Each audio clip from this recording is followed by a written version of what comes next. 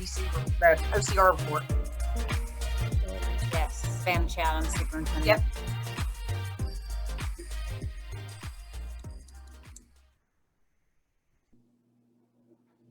From the Leadership School, it's One Good Question Live with your hosts, Amy Thornton, Octavius Mulligan, and Liz Raeburn, and everyone's favorite game master, Marky Mark Wilson.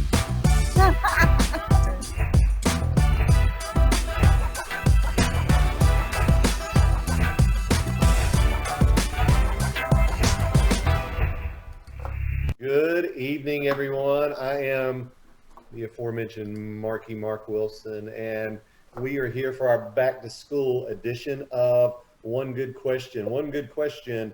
Let's roll that, if we will, Mr. Buffington. We'll show you how the game is played. One Good Question is our search for absolutely that one good question. So here's how the game works. So the players get a prompt. You guys have done brainstorms before, right? Well, this is the other side of the brainstorm, the brighter, more insightful side of a brainstorm. It's a question storm. So sort of like Jeopardy, that other really famous game show, in addition to ours, you get a prompt, you get the answer, and then you get us the questions. Our standing guests slash hosts, Amy, Liz, and Octavius. And so after they get the question, they do a storm for 5 minutes. And during that storm, I'll be talking with a special guest every week. I'll get to that in a moment when we start the question storm. And then finally, after that 5 minutes, we come back together and we will share and score. We will arbitrarily throw out points with no rhyme nor reason, which will be really fun, we think. So at the end of the show, we count out scores.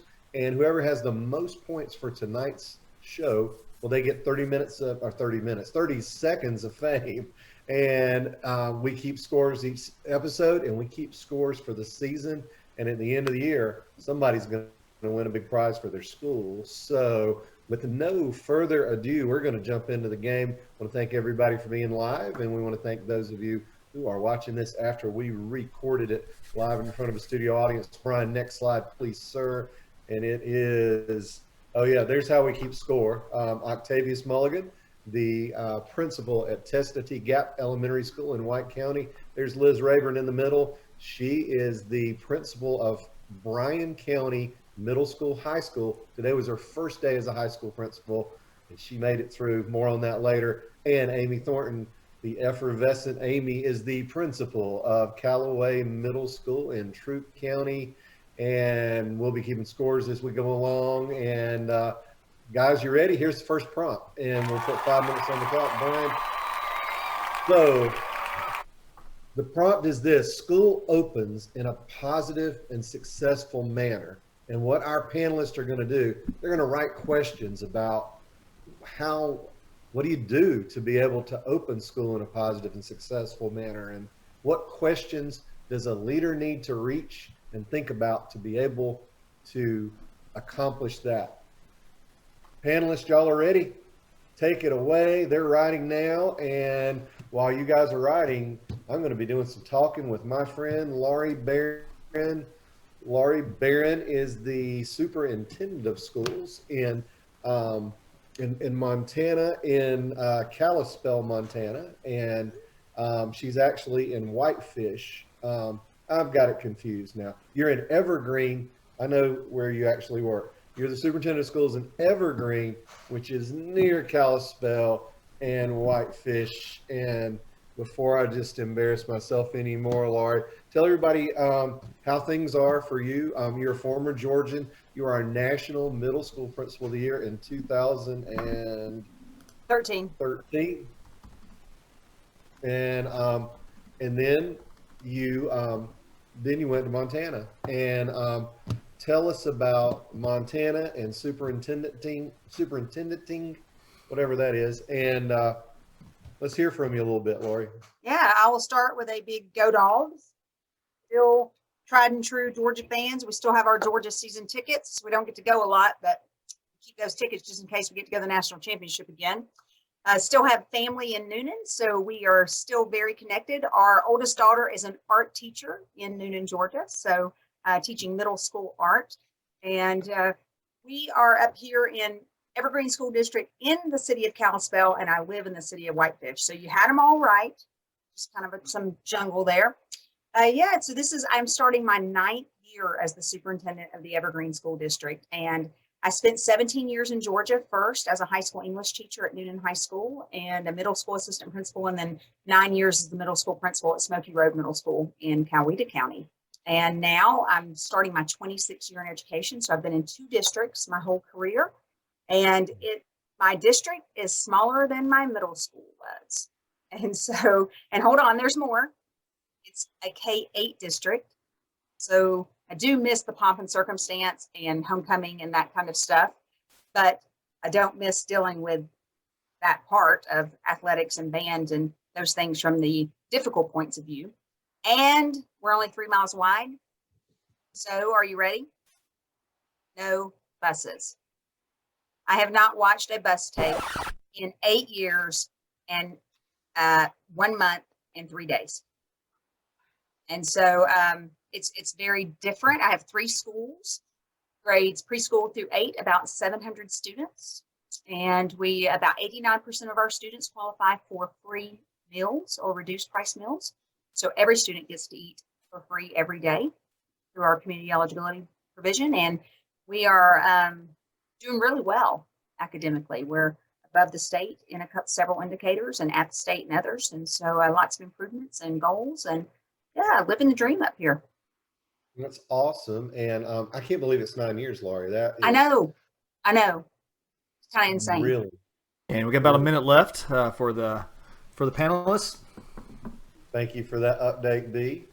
Laurie, we'll talk more. Well, you and I'll talk in between each of the question storms. But so one of the things that led to your to you becoming the national middle school principal year was the unique way that you started school. And we'll start talking about it in this segment. We may have to go into the next. And there are a lot of other things, but I think that's one of the things that people always wanted to learn from you is you had a unique way to make sure that school did start in a positive and successful manner. Start telling us about that, and then we'll finish in the next segment. Yep, interrupt when you're ready.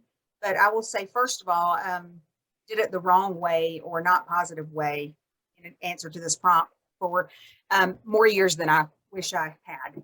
And we split up who read the handbook, who read what pages on what day. Oh my gosh, don't do that to people if you're doing that. Like first period read pages 1 through 4, second period 5 through 9. First of all, they probably weren't really reading it, and if they were, they weren't comprehending it. And no one follows rules because they're written down, right? But that's how we were doing it. We were spending the first day going over all the rules. Speaking of rules, that's time. That is time. And I know that you are a rule follower. We'll pick up from there in just a moment, but we've got to hear from our panelist. He's the tower of power. He's the man of the hour. He's sweet, never sour. He's Octavius Mulligan, Testanty Gap Elementary School. School opens in a positive and successful manner. Octavius, let's hear one of your questions. All right. Please hold the applause. What does a successful opening look like, and what defines a successful opening? That's a good question to consider. We're going to talk about that question in a minute. First, we're going to go to Liz Raeburn down in Bryan County. What you got, Liz? I love cheers. I am into the cheers. How do you set up the first day without a fire hose of information? No fire hose. How do we do that? Can I get points yet? Oh yeah, you can get points whenever you want to. Okay. And Brian is keeping up with points. And I'm giving Liz a point. To remind our viewers, points are delivered arbitrarily and with no rationale. So perfect. And we're going to come back to both of those questions. Amy Thornton, Callaway Middle School, Troup County. How does a principal hold themselves accountable for this positive opening of a school? Because it's easy to kind of point and do, but how do you hold yourself accountable to? We're going to start with that question and work our way backward. Laurie Barron, weigh in on that. How does the principal hold herself accountable and not just direct? So my approach is engagement, and I am a paper person, a calendar person, a checkoff person. And so I have this master chart I made many, many years ago when I was a first year principal, and I still use it today in my 9th year as a superintendent. And we list every single staff member's name. Staff don't see it. It's just accountability for our administrative team. And we visit every classroom every week. Every classroom every week. And every single morning, I would walk the hall as a principal and say hello to every single staff member. They knew they could find me. They knew I would not be in my office. If it was something little, I'd solve 16 problems before I got back to announcements. And then it wasn't waiting on me, and staff wasn't frustrated. So every day, every classroom in the morning, every week, every instructional setting. And sometimes it was Friday at 3:29 for 20 seconds, right? But every classroom, every week. And then every teacher every month with feedback. And then every teacher 3 times a year, or however many is appropriate for your evaluation tool. The least important is the evaluation tool.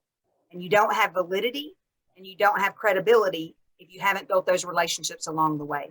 When you see teachers every morning, every week, every month, that parent calls and says something's going on in that classroom. No, it's not. You know it's not. You saw it, right?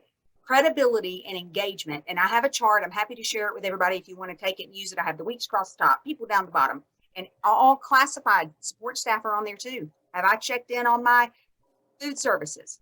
Have I made sure I connected with the custodian this week? Every employee, every week. And we check it off. Administration, we meet once a week on Thursdays. We look at it together. We talk about if we missed somebody and why did we? Are we seeing trends?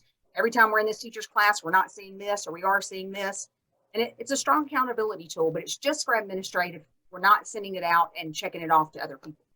That is a really quick answer, and there's better detail, but I don't want to get gonged or anything. You need It sounds like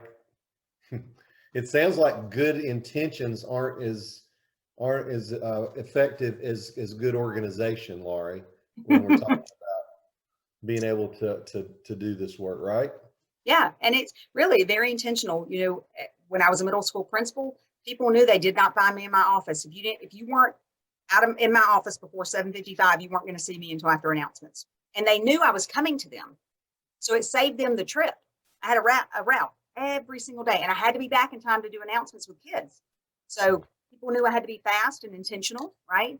And then checking on every class. And sometimes I would end up in class for 25, 30 minutes helping teach. And sometimes, like I said, it might be 20 seconds saying, have a good weekend. It was intentional and holding myself accountable and making sure I didn't, we had a very large staff. I have a large staff now. I'm trying to, as a superintendent, I only do it once a month, just for clarification, right? Because I have 3 different buildings. So I check off and I visit once a month every employee. These points go to Amy because she had the question, Brian. You grooving with me on that? Oh, I'm grooving. So I'm trying to keep up with what's going on. So Amy has 2, Liz has 1, and I don't know if I saw a card for Octavius. I don't know what's going on. One to begin with already. Okay, so he gets 1. Okay, good. He had 1, but now Amy got another 2 though.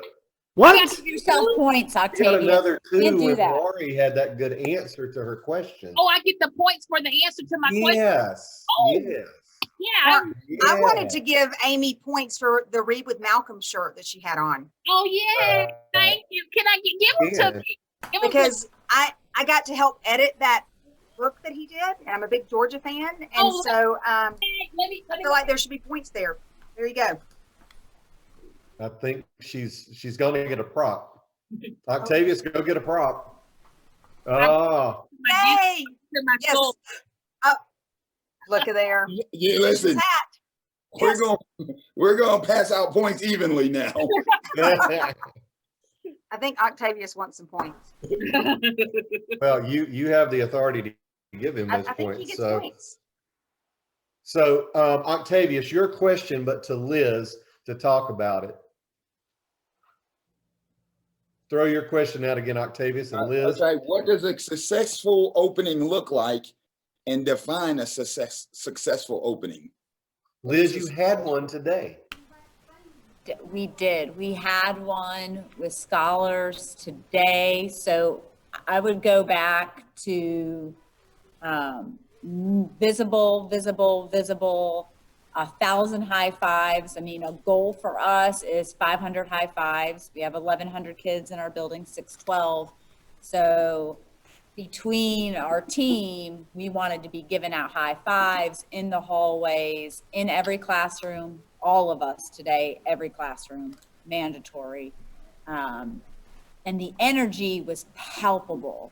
So the question then becomes for us, how do we sustain that? How does that not just become day one energy and day one excitement, but now we're on day 87, day 184. How do we keep that rolling? If I just took a question and turned it into a question, I don't know if that's against the rules, but I don't believe in rules.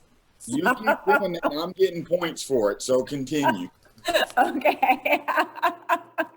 Can I jump in, Mark? Absolutely. So I think what Laurie said, or maybe what Mark said to Laurie's answering of my question is, intention is more, because it stopped me, it's more than intention, it's also organization.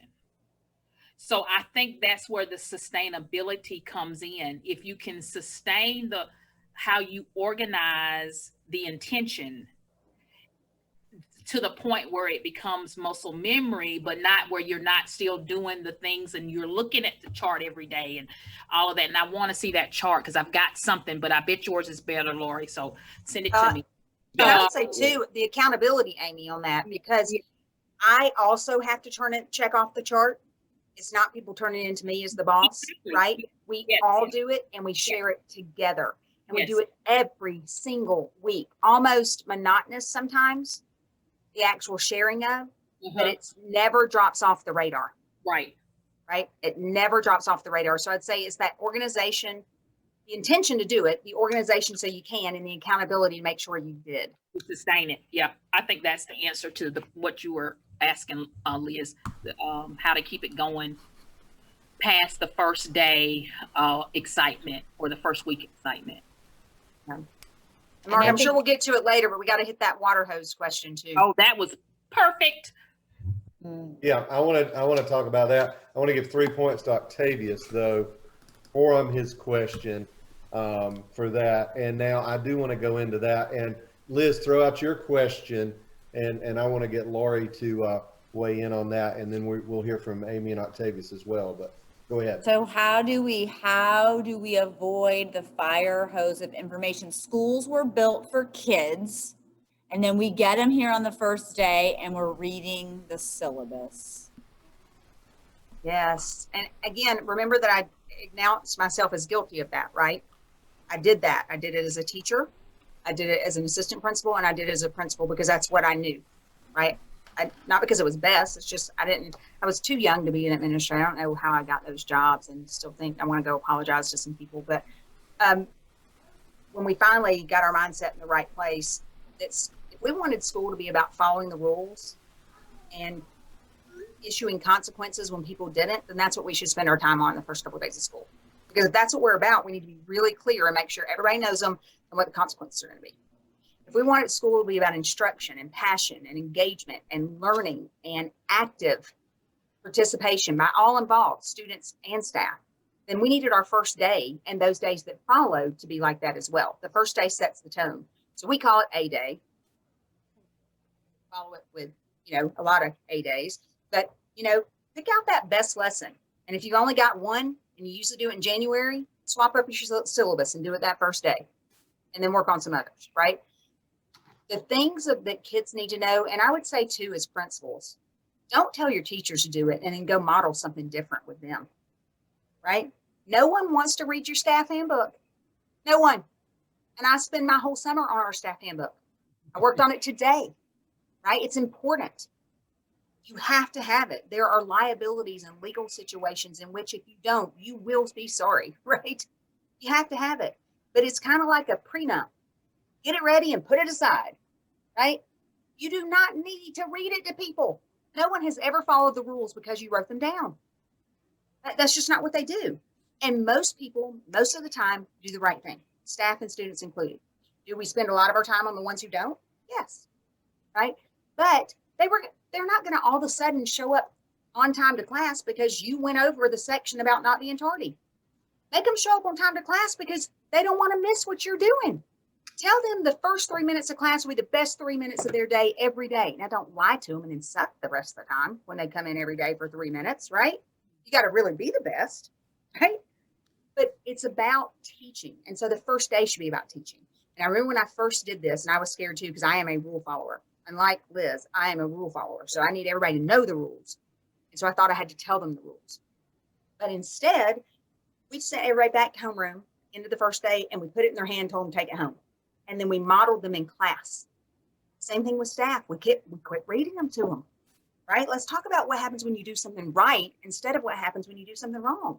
You can read about what happens when you do something wrong, or you can meet one-on-one with the kid. But the idea that 30 kids need to hear what it's like when they're going to be tardy, well, first of all, I bet your consequence isn't that big of a deal for the one who was going to do it anyway, right?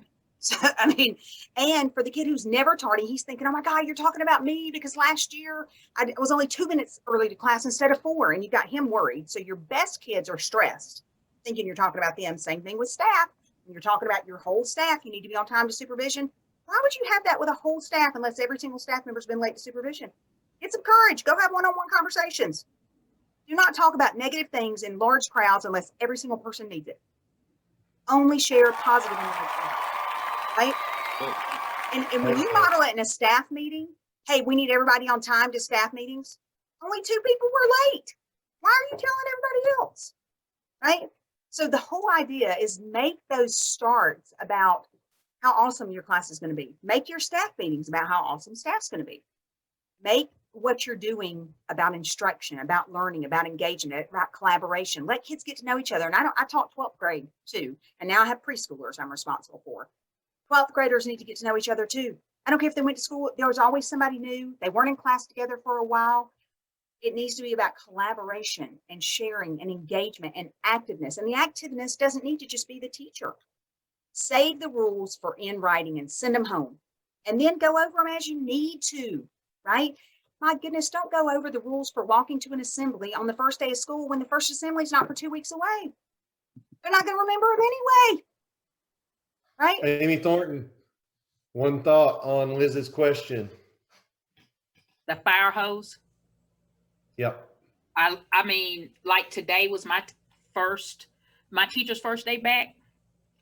We did staff introductions. It took like 30 minutes, and it was team leaders took that and, ran with it like they're due, introduced their team.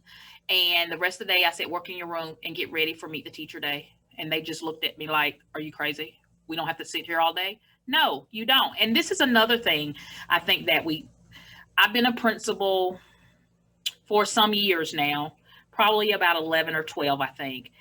And it took me maybe the last 3 or 4 years to realize you don't have to do it all during pre-planning. You can do some of this stuff can be in September or October. You don't have to do everything the first day of pre-planning or the second day of pre-planning. You can kind of dole it out over time. And so I think since I've come to that conclusion that I've got 3 days to get everything in I want to tell the teacher. So I don't do that anymore. We just kind of let them get ready. That's what they want to do. They want to come and get ready.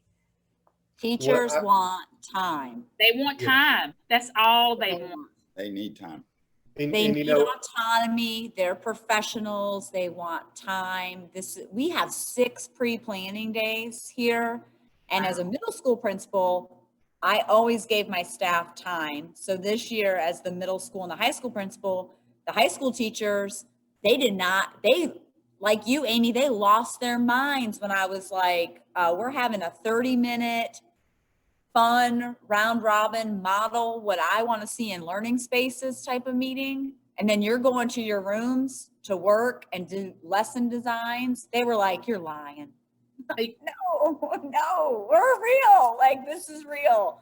This is what we're going to do because we're going to be great for kids. That's what we're going to do. And they get to know each other down the hall. Yes. Not in some planned get to know you activity. They do that on their What own. color Tootsie Roll do you have? And then tell your favorite they story. do that on their own in their trying to get ready. That's when they get to know each other. So yeah. So Amy, that 11-year process led you to the understanding that if you could see inside of people's minds, it would be easier. But if you translate it over, it's the same as like if someone were holding both arms full of things, would you try to hand them more? And the Correct. answer is, I don't think you would. Right. Well, if you can visualize that from here to here, when teachers come in at the beginning, they literally, their brain is that same picture of both of those things. And I think we have to really embrace the teachable moment and not do it just because it's the moment we picked, but because it's the moment that works. And that would be a lot better. 2 points for Amy, and Octavius, you get one last shot here to earn some points here. And I'm going to give you like a wild card here. So you've got your question, Liz's question, Amy's question, and things that Laurie has said. You've got 27 seconds to earn some points with whatever's in your mind. Go. So I'm going to take this from the elementary perspective, since we're talking about these big kids. And what we do in our district in terms of getting started is we have a district-wide pet rally at the beginning. So on Monday, we had a district-wide pet rally. We jacked everybody up. We came to school and we discussed 20 days that we want our teachers to focus on with their kids. I don't want lesson plans. I don't want assessments. I want you to get to know your students in those 20 days. You do get in their activities and all those things within that time. Today, we had Taco Tuesday.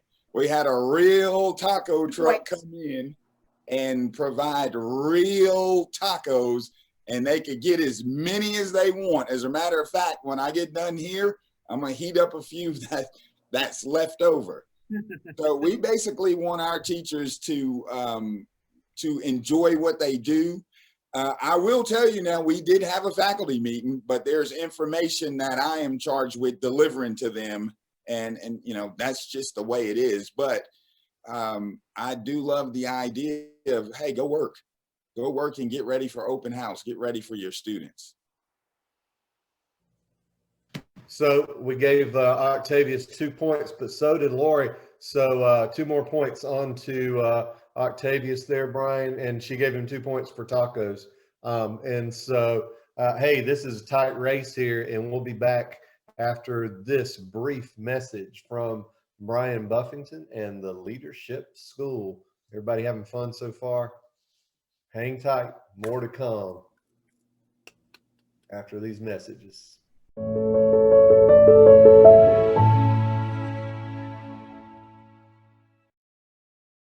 Here at the Leadership School, we feature new content every week, building to over 500 exclusive videos over the school year. Join us for programs like Leadership Plus, where leading experts and thought leaders are your instructors in 10 lesson courses on topics like communication, student voice, leading change, and supporting teachers. How To Mondays feature new videos every week from dozens of practitioners who share their expertise in 5-minute shorts. Every Tuesday at 7:00 p.m. Eastern Time, we host a live show. Our programming includes TLS Presents with Stephen Peters, a fast-paced talk show with leading educators from across the country. That's a Great Idea, hosted by Rachel Spates, featuring great ideas from schools and school leaders everywhere. And One Good Question, a game show type event featuring prizes and a search for one good question. But wait, there's more.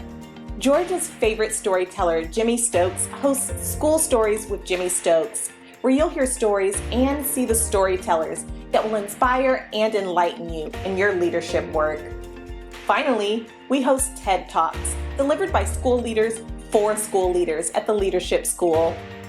These talks are presented by participants in TED's public speaking program and share great ideas while amplifying the voices of school leaders everywhere. At the Leadership School, we have something for everyone. Quality programming when, how, and where you want.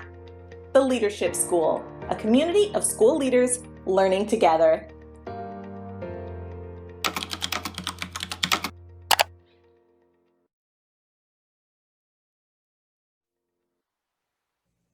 And we want to thank everybody who is here and a part of that that leadership school of us learning together. And we're grateful for your participation and your system's participation, so that we can offer programming like this. So, all right, we're ready for the next question, and 5 minutes on the clock, Mr. Buffington, sir. So here's a good one for all of us everywhere. The statement is this: even with unknowns, we launch the school year off in a great way.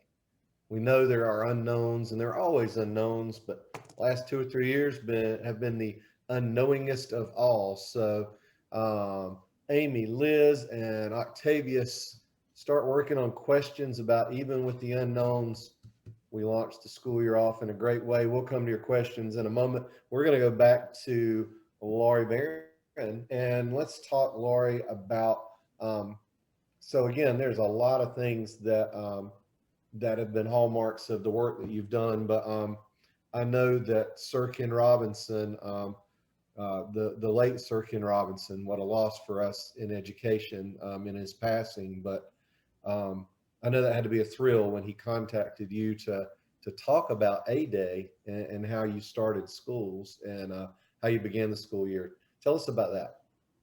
Yeah, what a neat experience. The work we did at Smoky Road Middle School over the 9 years together. Sometimes it's once in a career work, right? Where everybody gets on the same page and, you're all moving together. And before you know it, success is happening, outcomes for students are improving, and you're not really advertising those. They're just becoming apparent. And then someone calls and says, how did you do that? And I remember the first time we got that call, we were like, wow, taking care of kids. And then we started really dialing into what have we done? And our quick elevator answer was, we believed in kids and they started believing in themselves. And it sounded so cheesy. And it sounded like, if you ask somebody, do you believe in kids? Who's going to say no? Right? And let's get the elephant out in the room here. There are some teachers that need more help than others. Right? And as much as, let's be realistic here, as much as we do want to start with an A-Day and we do want to send teachers to have time in their rooms and we want them to have that opportunity, there are teachers who need more support than that, right? There are. The reality is you may send them all into their rooms and then you go work with one or two of them one-on-one in their room. The idea that we're not going to torture them all with water hose information the first several days, weeks of school doesn't mean we don't give them the information, right? That does not, Octavius, I loved what you said. There are things you've got to get out there. It does not excuse you. You can't go tell your superintendent, well, we're having A-Day, so we don't share information anymore. Right? And that's silly. And so when Sir Ken Robinson and his co-author reached out to me, it was through one of those, somebody heard a story who'd heard a story, and it was, hey, did this really happen? Is this true? And I said, oh, yes. I was actually moving to Montana and did a lot of my interview and discussion with them on the road. And when the book came and I opened it, that first chapter, I was like, this is our story.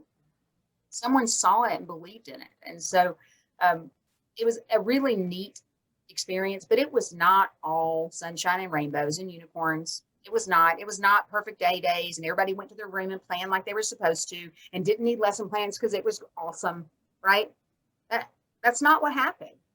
That was the goal, but there was a lot of structured scaffolded support for staff too, who were at different places. And the idea for me anyway, that we could open school with one 30-minute meeting and I never had to meet with any other teacher would have never worked for me, right? Never. But We did try and limit it. We backed it off, and then we provided individual support to teachers as they needed it. This teacher needs an hour with me and one-on-one. The whole staff doesn't need 3. So really deciding what we did with that, and differentiating and working one-on-one with staff was just as important as differentiating for students. And I think we have to acknowledge, even though, and I love the 100 high fives, 500 high fives, I love the idea of time for teachers. We cannot absolve ourselves of the responsibility to help those who are struggling or who aren't meeting expectations to get to where they need to be as well. And so I think we can focus on the positive on the whole. And that's, I go back to anything that's going to be whole staff or an email needs to be positive or informative or celebratory. Anything that's going to be corrective, brand new, changed, difficult, debate, have the courage to have a face-to-face or a phone call, right? Awesome. Thanks, Laurie. We are going to go this time first to Liz. And Liz, we're going to throw your question out and we're going to hear from Amy Thornton on it. So take it away, Liz. All right. So as I'm thinking about this question and my own school life, I'm thinking there are 2 types of people that work in a school: teachers and everybody who supports teachers. So how do you build capacity to use your support team to plan for sun, prepare for rain, but prep for snow? Because we have to do all those things with the unknowns. And like, we're totally dealing with that with COVID right now. Again, COVID 2.0. How do we do that with our people and not lose our minds? Okay, so that goes right along with the question I had. So I think I can work through it, because the way I wrote the question or phrased the question in my brain, how do we keep it real without freaking everybody out? Because what people cannot stand is to operate in a vacuum like this, the world's not on fire, but we come here and pretend like everything's hunky-dory.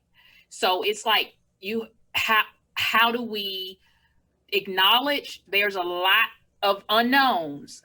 Let's acknowledge that, take a deep breath about it. Let's have 5 minutes to woe is me. And then we have to stay focused on, because I did a horrible job of this last year. Horrible job of this last year. COVID consumed me. I felt like I was quarantining and calling parents and the whole year. So I'm like, it's not gone, but I've got to figure this exact thing out. Like, and it even kind of rolled into my summer because I felt so exhausted the first month.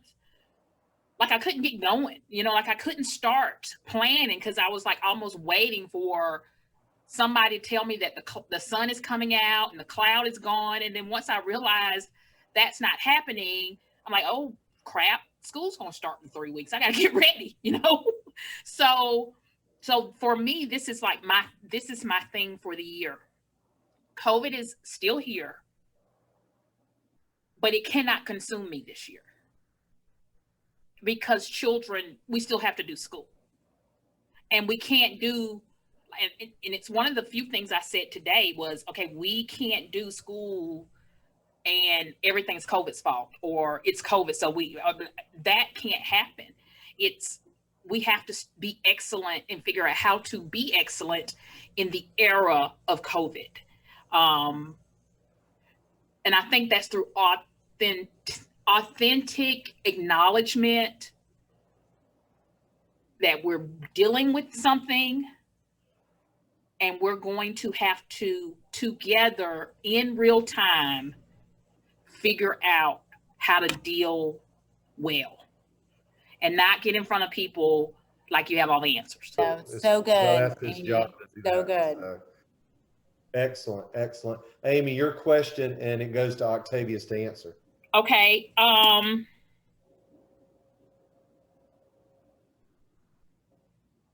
Okay, so I've said all that, right? And I think this is a good one, Octavius, because like you said, we have things that we have to do. How do I hold myself accountable to not do what I just said I know I can't do? like get caught up, like some real like tips of like a day, or how do I don't know, what do you call it, a scare word or buzzword or a real word? Here's what I think you have to do. I think you have to go back to why you got in this business anyway, which was to educate teachers, to help educate teachers, to help educate children to be successful. Mm-hmm. See, right now, I know that COVID is not going anywhere, and the flu was here, and we still did what we had to do. Mm-hmm. And bottom line is we're going to have students that are positive. We're going to have teachers that end up positive, and we're just going to follow the protocols like we're supposed to and keep it moving. Because the most important thing, we can't blame anything on COVID anymore.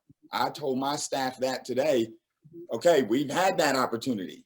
Mm-hmm. Now that's out of the way. We can't blame things on COVID. We didn't blame anything on the flu. We didn't blame anything on lice, and we didn't blame anything on stomach bugs. We just got to teach and do what we're supposed to do for students. Mm-hmm. So, you know, bottom line is I am not going to focus on COVID this year. We have issues that we'll deal with, but it's just like any other fire that happens in the building, we deal with it. That's good. Excellent. Excellent. Octavius, your question goes to Liz, and then we'll finish this round, Brian, and go into our lightning round. So, all right. So this is a difficult question, I think, but with the unknowns, how do you assure parents and teachers that their students are safe? Why are you going to do that to me? Listen, because they want to hear my child is safe. Oh, good. 55 seconds. That's good. That's good.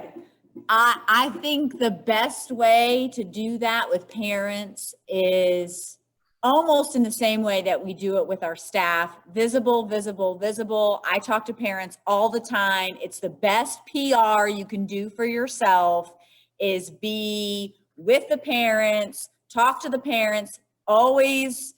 You don't want to, you want them to have an appointment, but I am in small South rural Georgia and they're coming. So I'm going to sit down with them. They're probably going to have my cell phone number, and I'm probably always going to say in my newsletters, just shoot me a text if you need something, because the number one priority is your child. Parents send us the very best children they have. So I think being with the parents and being authentic and relatable to them, that's how you win them. And they cuss at us sometimes, but they still love us and we still love them. excellent round. Great work. Brian, we're going to put up this last question. We're going to hear from everybody, including our guest star, Laurie Barron, on this. So this is our prompt, and this is what we want you guys to, you're not going to have 5 minutes to figure it out now. You just got to give us your questions off the top of your brains.